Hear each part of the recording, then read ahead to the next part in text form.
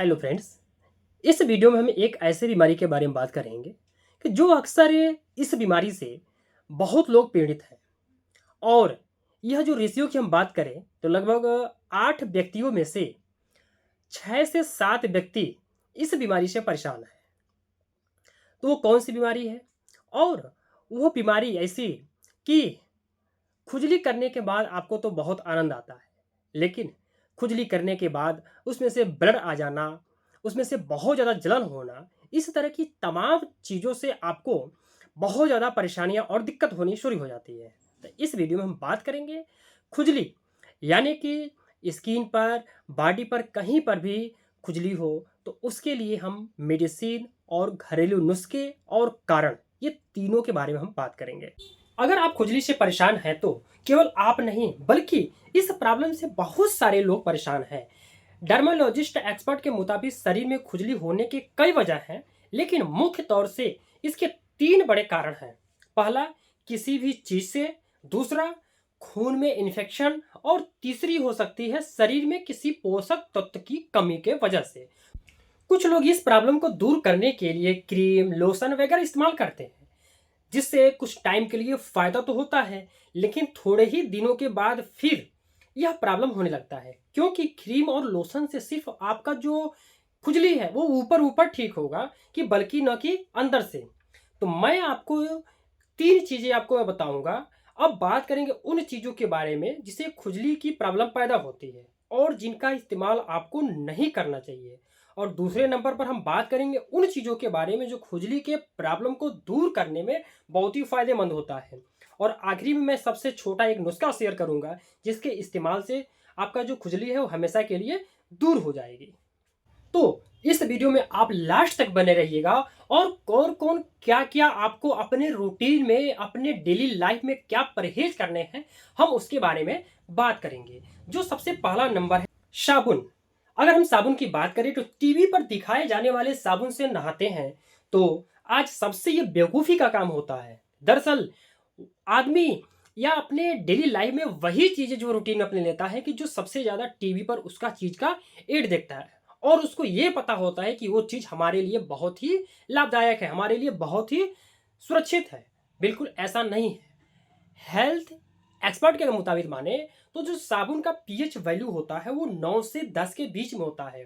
दरअसल इन साबुन में सोडियम रॉलेंस सल्फेट होता है। इसके अलावा इनमें और भी कुछ ऐसे दूसरे केमिकल होते हैं कि जिसकी वजह से हमारी स्किन का जो पीएच वैल्यू होता है उसका बैलेंस जो है वो बिगड़ जाता है, जिसकी वजह से आपको खुजली का सामना करना पड़ता है। और इस खुजली से आप इतने परेशान हो जाते हैं कि आप तरह तरह के साबुन, तरह तरह के क्रीम, लोशन वगैरह कई चीज़ें यूज करके आप थक जाते हैं, लेकिन जो आपका खुजली है वो नॉर्मल होने का नाम नहीं लेता। तो सबसे पहले आप साबुन को चेंज करें। Number 2, allergical food. कभी कभी खुजली की प्रॉब्लम को अलग अलग चीज़ों से भी एलर्जी हो सकती है।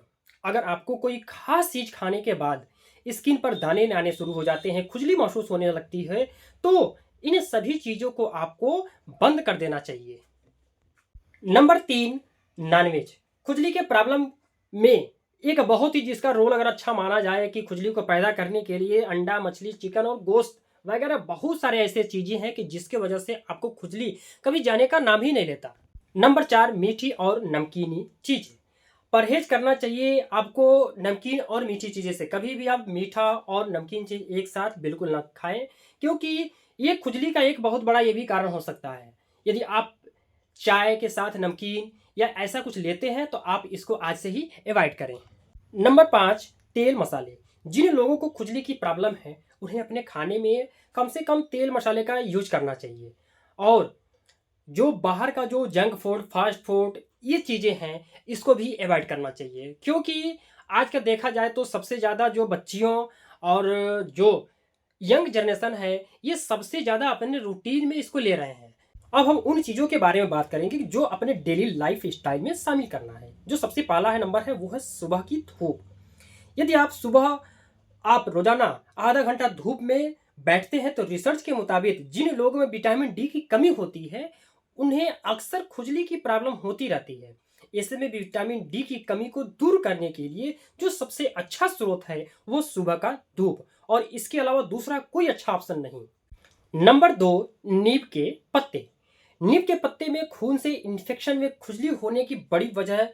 ऐसे में लगातार 1-2 महीने रोजाना यदि आप 5 से 7 ताजे पत्ती का आप सेवन करते हैं तो इन्फेक्शन की प्रॉब्लम जो होती है वो दूर होती है और खुजली से हमेशा छुटकारा मिल सकता है, जो खून साफ करने में भी बहुत अच्छा मदद करता है।